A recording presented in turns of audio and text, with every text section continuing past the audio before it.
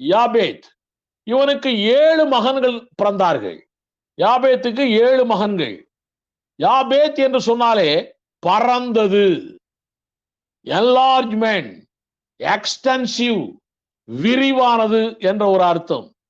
உண்மையிலேயே இந்த யாபேத்துடைய சந்ததி உலகின் எல்லா பகுதிகளிலுமே இருக்கிறது. இதைத்தான் வேத வல்லுநர்கள் சொல்லுகிறார்கள், பெயருக்கு ஏற்றபடியே இருக்கிறது. அவனுக்கு பிறந்த முதல் மகன், 7 பிள்ளைகளிலே முதல் மகன் கோமர்.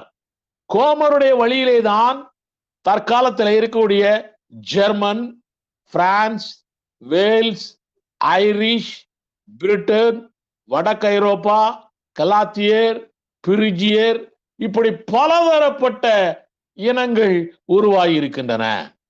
அடுத்த மகன் மாகோகு. இந்த மாகோகு வழியாய்த்தான் பெரும்பாலான ரஷ்ய மக்கள் வந்தார்கள் என்று வேத வல்லுநர்கள் சொல்லுகிறார்கள். அடுத்த மகன் மாதாய்.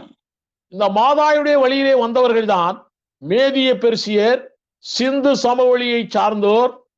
சிந்து சமவெளியை சார்ந்தவர்கள் யாரு? திராவிடர்கள். திராவிடர்கள் வழியாய் வந்தவர்கள் யாரு? தமிழர்கள் நாம். ஆக இந்த மாதாய் வழி, யாபேத், நோவா, யாபேத், மாதாய், இது வழியாய் நாம் வந்திருக்கிறோம், தமிழர்கள் வந்திருக்கிறோம். ஆக சிந்து சமவெளியை சார்ந்தோர் இவர்கள் எல்லாரும் வந்திருக்கிறார்கள். அடுத்து யாவான் என்ற ஒரு மகன். அவன் வழியாய் வந்தவர்கள் தான் கிரேக்கர், இத்தாலியர், ஸ்பானியர், போர்ச்சுகீசியர், இப்படி பலர் வந்திருக்கிறார்கள். தூபால் என்ற ஒரு மகன் இருந்தான். அவன் வழியாய் வந்தவர்கள் தான் இபேரியன்ஸ், ஜியோஜியன், ஆசியா, யூரோப் இனத்தார்கள் வந்திருக்கிறார்கள். அடுத்ததாக மேதாகேக். அவன் வழியாய் வந்தவர்கள் தான் ரஷ்யாவிலே இருக்கக்கூடிய ஒரு சில பழங்குடி மக்கள் என்று சொல்லப்படுகிறது. தீராசுடைய வழியிலே வந்தவர்கள், தீராஸ் என்ற ஒரு மகன், அவன் வழியாய் வந்தவர்கள் இத்தாலியிலிருந்து வந்து வசிக்கும் தராசியன்ஸ் என்று சொல்லப்படுகிறது. இது முதலாம் மகனிலிருந்து வந்த இனங்களை பற்றி சொல்லப்படுகிற வேத வல்லுநருடைய கருத்து. இரண்டாவது மகன் சேம். இவனுக்கு 5 மகன்கள் இருக்கிறார்கள். இந்த 5 மகன்களிலே ஒருவன் ஏலாம். ஏலாம் வழியிலே வந்தவர்கள் தான் பெர்சிய வளைகுடா மக்கள் என்று சொல்லப்படுகிறது. இரண்டாம் மகன் அசூர் வழியாய் வந்தவர்கள் தான் அசீரியர்கள் என்று சொல்லப்படுகிறது. மூன்றாம் மகன் அர்பக்ஜாத் வழியிலே வந்தவர்கள் தான் இஸ்ரேலர்கள் என்றும், அரேபியர் என்றும், ஏதோமியர் என்றும், மோவாபியர் என்றும், அமோரியர் என்றும், இஸ்மவேலர் என்றும், மீதியார் என்றும், ஆசியா வாழ் டிரைப்ஸ் பீப்புள் என்றும் சொல்லப்படுகிறது. இந்த அர்பக்ஜாத் மூன்றாவது மகன். இந்த மூன்றாவது மகனுடைய பரம்பரையில் தான் நம்முடைய ஆண்டவராகிய இயேசு இரட்சகர் பிறந்தார். ஹல்லேலூயா. அடுத்த மகன் லூத். இந்த லூத் வழியாய் வந்தவர்கள் லீதியன்ஸ், ஆசியாவில் இருக்கக்கூடிய லீதியன்ஸ், ஆசியா மைனர்ல இருக்கக்கூடிய லீதியன்ஸ், கல்தையர்ஸ், பெர்சியர்ஸ், இப்படிப்பட்டவர்கள்.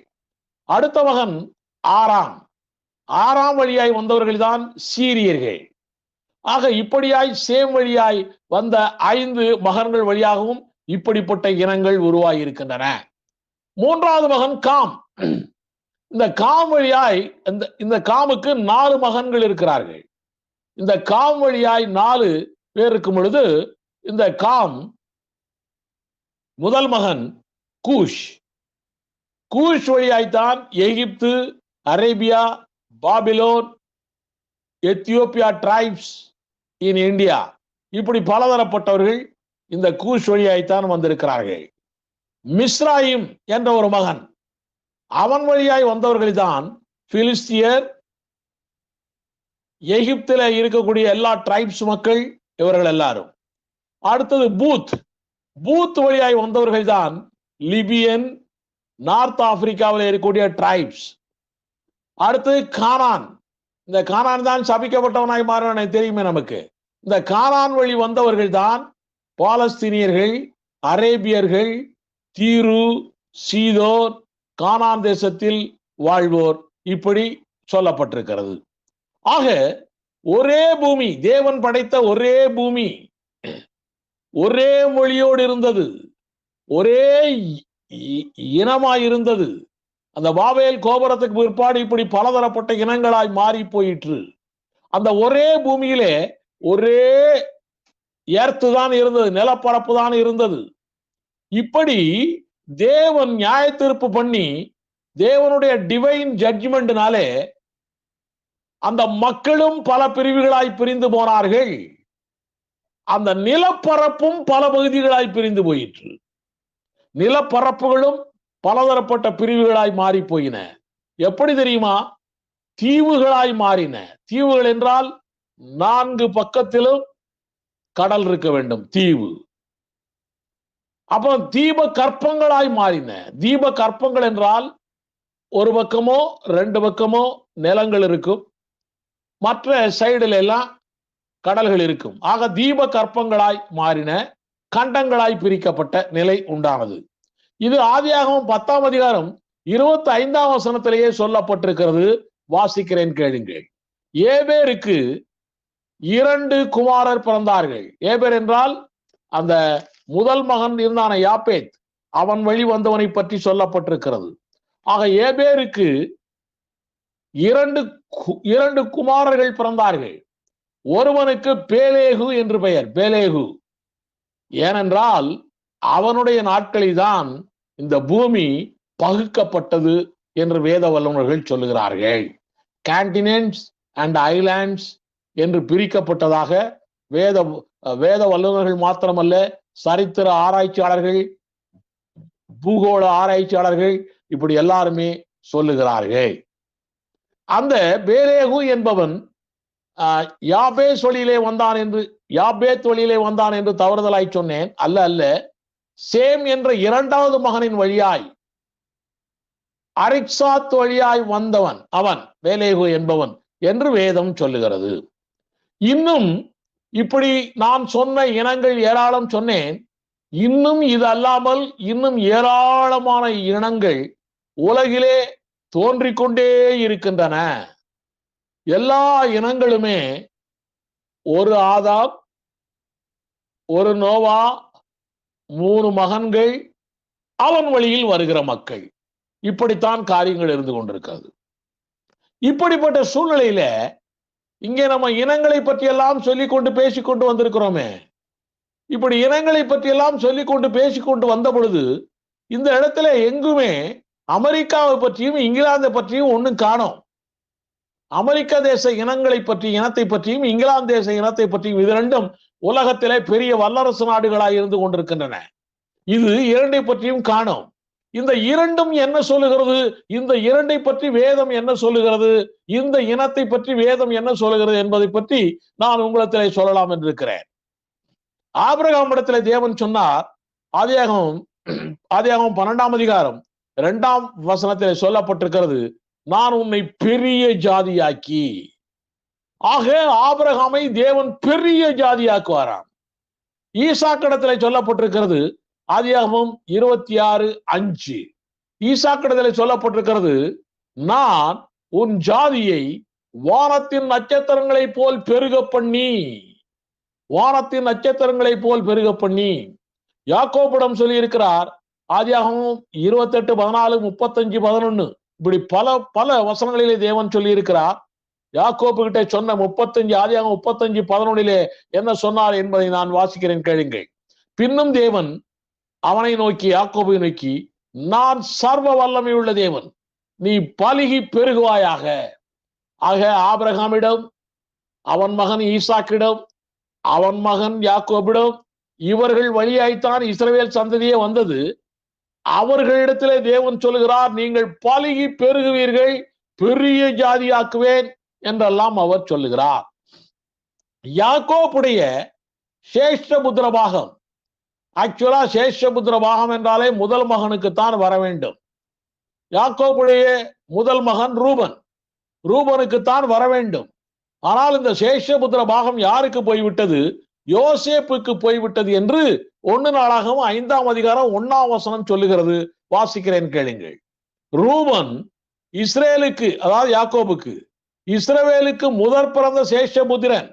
ஆனாலும் அவன் தகப்பனுடைய மஞ்சத்தை தீட்டுப்படுத்தினபடியால் கோத்திரத்து அட்டவணையிலே அவன் முதற் பிறந்தவனாக எண்ணப்படாமல் அவனுடைய சேஷ புத்திர சுதந்திரம் இஸ்ரவேலின் குமாரனாகிய யோசேப்பின் குமாரருக்கு கொடுக்கப்பட்டது.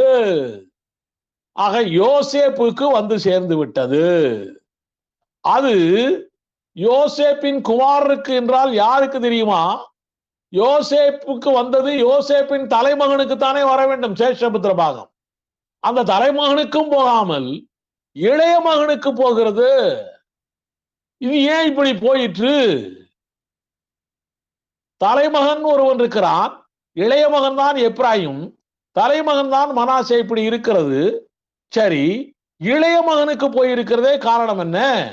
ஆதியாகமம் 48ஆம் அதிகாரம் 13, 14 வசனங்களை வாசிக்கிறேன் கேளுங்கள். ஆதியாகமம் 48ஆம் அதிகாரம் 13, 14 வசனங்கள்.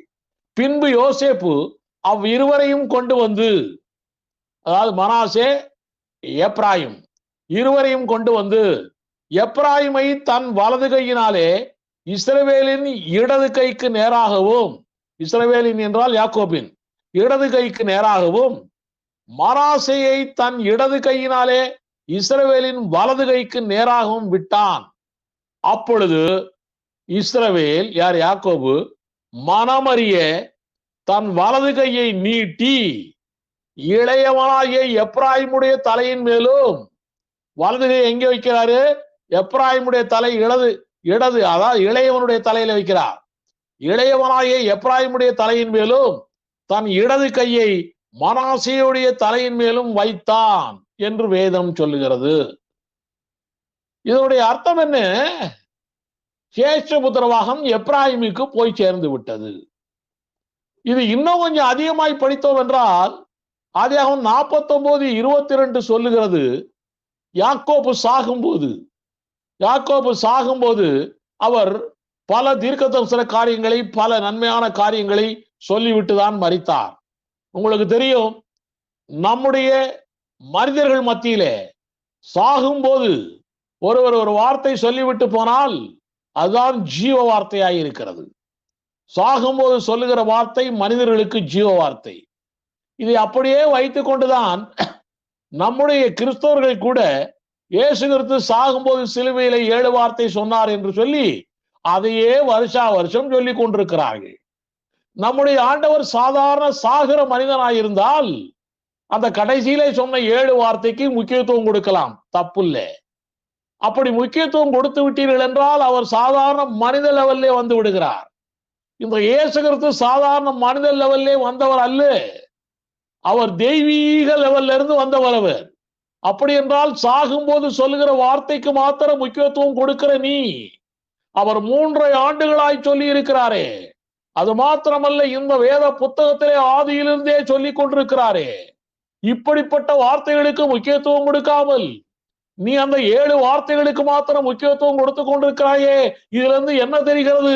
நம்முடைய ஆண்டவரை மனித அளவிலே கொண்டு வருகிறாய். இது அந்தி கிறிஸ்துடைய ஆவியுடைய வேலை, இது பிசாசுடைய ஆவியினுடைய வேலை. இந்த வேலை தெரியாமலே நிறைய கிறிஸ்தவர்கள் அந்த காரியத்தை செய்து கொண்டிருக்கிறார்கள். இதை நாம் சொன்னால் நிறைய பேருக்கு நம்மேலே கோபம் வருகிறது. இது உண்மையிலேயே புரிந்து கொள்ளுங்கள்.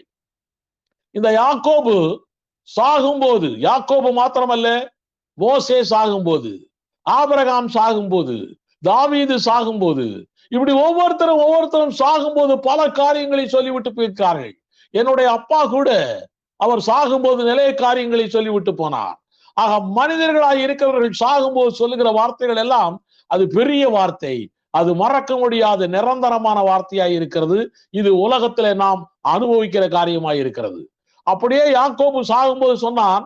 ஆதியாகமம் 49ஆம் அதிகாரம் 22ஆம் வசனத்திலே சொல்லப்பட்டிருக்கிறது. அவன் சொன்ன வார்த்தை, யோசேப்பு கனி தரும் செடி, அவன்